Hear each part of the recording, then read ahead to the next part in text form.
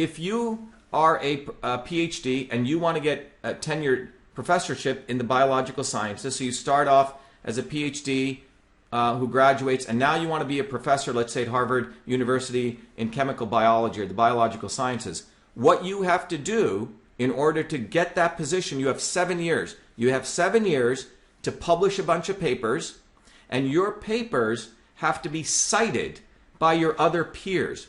So let's say you're writing a paper and you say, you know what, I think vitamin D can really help infectious disease or cure cancer.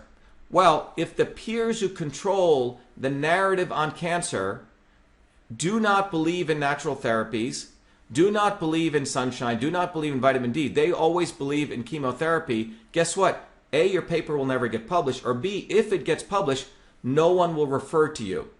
In the sciences, when after those 7 years, when the committee meets to decide whether you're going to become a tenured professor in that university, they say, well, how many people cited your publications? So if you're doing radically new work and no one cites it, guess what? You're out. Okay? So what does that mean? That means people fall in line. People do not do innovative things. People do not do radical work. They do not do revolutionary work. They come to the mediocrity. They come to the median. Let me repeat that. Science in the world is no longer doing anything innovative. Okay? It's not. And if you think it is, I'm here to tell you that's not what's happening. It always comes to the norm. And that's what we're seeing right here in this ridiculous, disgusting, deletion, forcing me to delete this tweet so I could still have access and be online.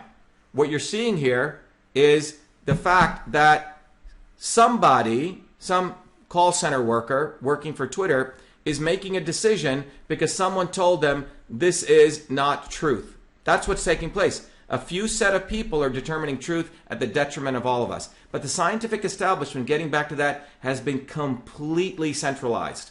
Okay? We haven't seen any major breakthroughs, nor are there any real breakthroughs that are out there ever reach you, because the scientific establishment works very closely, particularly in the biological sciences, with Big Pharma.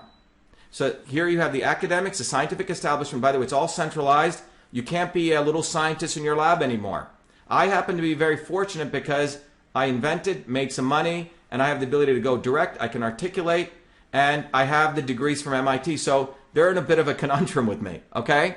But the reality is that we've eliminated the independent scientists.